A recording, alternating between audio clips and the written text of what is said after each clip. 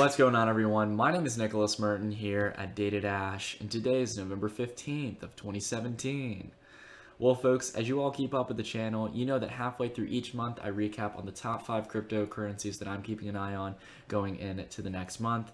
And as we step into the month of December, there's a lot of exciting players in the cryptocurrency space that I'm keeping an eye on. However, before we dive into each and every one of them, I want to make clear to all of you that this is not financial advice and that you've got to do your own research, as I have with all of these cryptocurrencies where I do both fundamental and technical analysis. All right? So again, go out there, read the white paper, do the technical analysis on the price action. But that being said, let's go ahead and jump into the video. So the first one I want to talk about is Dash. Now, as some of you might know, I recently did, about a few weeks ago, a video on Dash. I finally got the time to look into it, and ironically enough, I know not only is it a large cryptocurrency out in the market, but along with that, it's got Dash in the name, and my name's Data Dash. I know, the irony. But anyways, I finally got around to actually spending some time, and I spent about a week or two before I actually covered Dash, really getting involved and reading into what Dash is all about. And honestly, out of the few large caps, it's one of the few that I think still has a lot of room to move.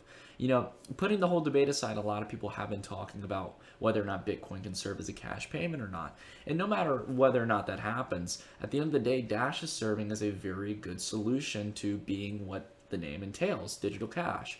So again, if you want to get some more details on the Dash project, I not only recommend you go check out their website and read through all the resources that they have, as well as the video content that they have from based Amanda B. Johnson, but along with that, I highly recommend you go watch my video if you haven't seen it already. If you're interested in Dash or you're interested in this idea of, really a digital payment at the end of the day.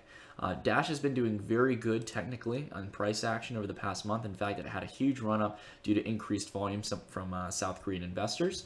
And if we come over here to the chart here to do some technical price action, Dash was kind of holding in an expanding channel, which is usually a bearish sign inside cryptocurrencies. And even though I was bearish on it just about a month ago as the price level went through, this has been getting an amazing rally, and it came right back into the channel, even with Bitcoin killing it over the past few weeks. So Dash came up here, got inside the channel again, and now what we're seeing here is a pretty understandable correction. When you have some kind of exponential run up like that, usually you have all the exuberance made up in about a day or two, and it looks like we're getting that right now. But what I love about this more than anything is that whereas this level down here served as support over the past few pullbacks, it looks like it's going to serve there again.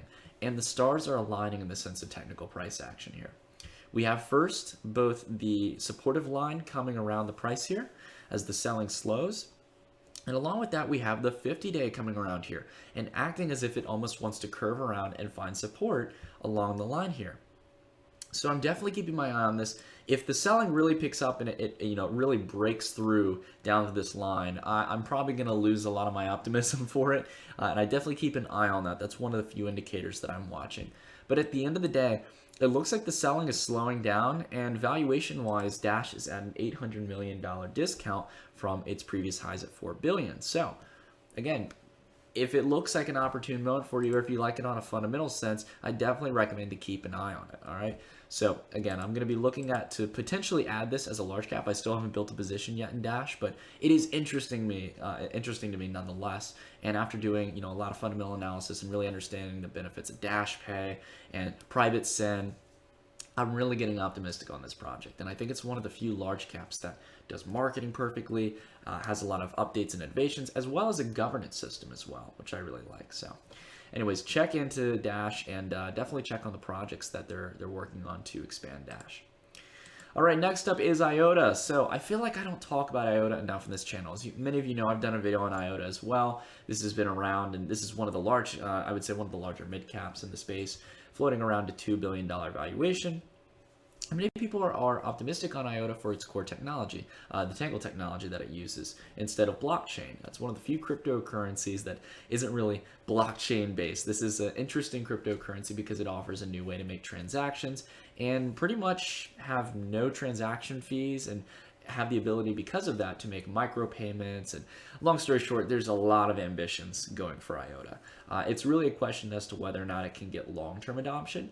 But in the short term right now, I'm seeing a lot of beneficial price action.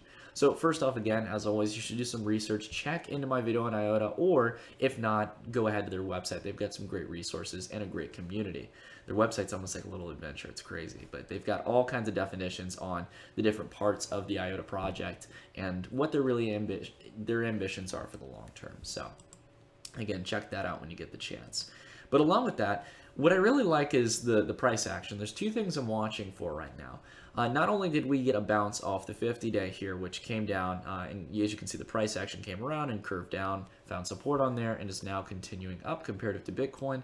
This one has really rebounded strongly ever since it got its base around 50,000 Satoshis. So what I'm looking for here at these levels is a potential run up here to this range. And what I'm thinking about is that it's most likely going in towards the end of November, it's going to have that rally up. And I'm hoping to see that it finds some resistance here and finds support at this base level at 130,000 Satoshis. Now, why am I betting on 130,000 Satoshis? Well, not only has it served as previous support over here, and also was kind of the toss-up zone here where it found luckily support on the 50-day and continued up, but also it served as previous resistance over here. So what usually tends to be resistance now becomes new support in most cases. So again, we'll have to see if the other vice versa way works, and we might see resistance here. If it does get shot down here, I would definitely say that's a cause for concern for the trade going into December. But again, you got to assess it for yourself. I think personally that it will get through here, whether it takes another week or two. And I think we're going to see resistance around 150,000 Satoshis. And then after we get that rally up, we're going to have a baseline support amongst 130,000 Satoshis, and then hopefully a continued rally upwards to the previous highs. Now again, that's a pretty ambitious price target and stuff, but again, we've got a month and a half to get there, and IOTA has done it in the past. Again, IOTA has been killing it over the past few months, and even though it hasn't been, comparatively beating out Bitcoin in total, it is definitely one of the better kind of large cap altcoins. It's been holding the majority of its value around the $2 billion range. So still definitely keeping an eye on this one. All right, next up is Substratum. So I know some of you get tired of me talking about Substratum, but it is one of my favorite long-term investments going into 2018. And again, as you all know, I recently did an interview with Justin Tab, one of the few projects I actually believe is delivering, and not just believing, they actually are delivering. So for those of you who don't know, Substratum is it's a relatively small cap cryptocurrency, but basically they're trying to found the decentralized web. Now it's a very ambitious project, but the way they're doing this is they're utilizing blockchain technology and building a decentralized network of web hosting. So you and I really at the end of the day have the parts in our computer to host on the web, host websites of all sorts, and to help other different businesses or individuals host their own websites. What's great about this is that this is taking on an effort to decentralize the web, which is really centralized right now. It's really pretty much ran through Amazon Web Services, Bluehost, GoDaddy, all the big web hosts that are very centralized. And much like how there's a lot of blockchain efforts with cloud storage, Substratum's trying to do very much the same with the web. And this is really great for countries like China and a lot of places where there's excessive censorship. So again, I could talk about it for hours. I really do like what they're going for here. But they were a relatively successful ICO, and right now they've been holding relatively well in the market. The one thing I'm getting interested in right now is that right now it's not only found double bottom support here, as we saw from its pullback here after the launch on Binance, but along with that, the price action's been consistently green for the past few days. And I think we could easily get in the next, probably going in towards the end of November, I think we're going to get up to this range. But I think what we're going to have to wait for here is to see if we can get some positive news on the updates they have. Remember how I was telling you all, they're actually delivering on things unlike a lot of tech ICOs? Well, they've actually gotten, if you want to learn more details on it, you can watch our previous interview.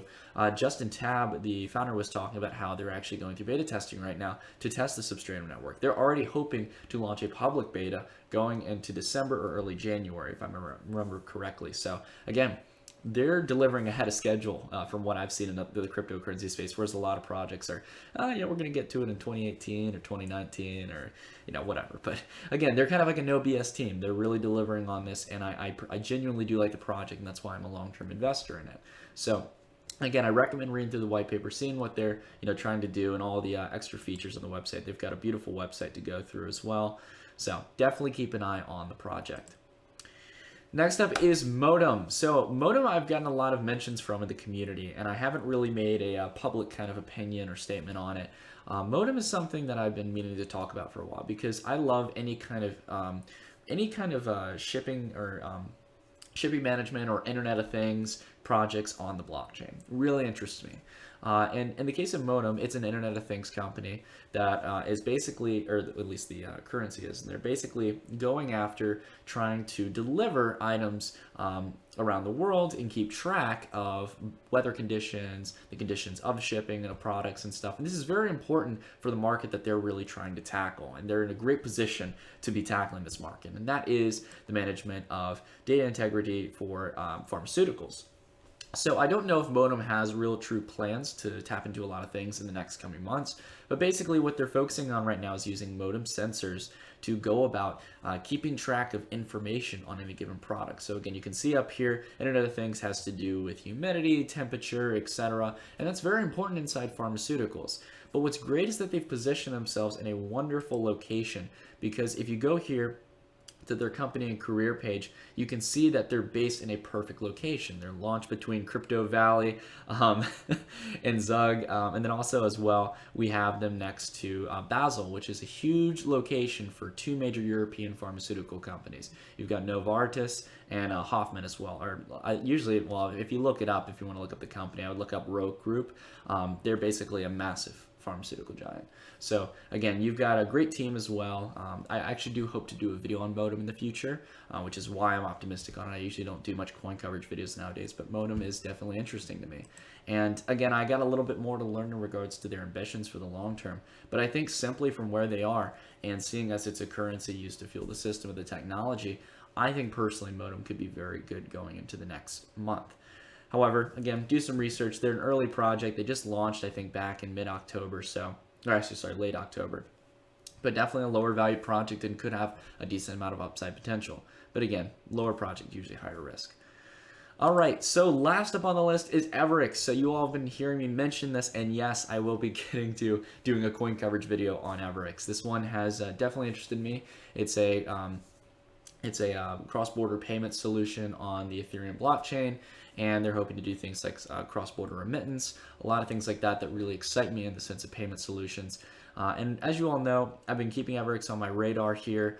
I recommend you go check out the website, of course, as always. But for the sense of price action here, this one is still holding very well from comparative to where we were looking at for our previous trade. I still haven't closed out of my position that I bought for the trade, even though it did ride up a decent amount. But what I'm looking for here is to hold this base level support around here, about 22,000 satoshis. And again, what serves as previous resistance usually becomes support. Very basic stuff, but right now it's been holding around this level for the past few days. And I'm thinking that it's going to continue upwards towards where we saw it back after its ICO, where we had the ICO reversal, and we got around to 50,000 satoshis. So I think we can honestly meet that range going into December. But again, you got to see if you have the same analysis from your price action when you do your technical analysis on it. But to be fair, I think Viryx is a very undervalued project in my opinion. Again, cross-border remittance is a very, very big solution that blockchain is going to fix. It's one of the few things in the finance category that I'm just absolutely exuberant for, you know. But anyways, these are my top 5 coins I'm watching going into the next month of December. Guys, I gotta ask, what do you all think about these? I think these are good projects in the long term. I know we got a good mix of small caps as well as some mid caps in there that I'm currently looking at, and some that are on the larger end as well, such as Dash and IOTA. But anyways, everyone, that's it for the video. Thank you all so much for watching. If there's anything you want me to cover on this channel that I haven't covered before, please leave a comment down below and I'll try to get to it as soon as possible. All right, everyone, have a great day, and I'll talk to you all in the next video. Stay tuned.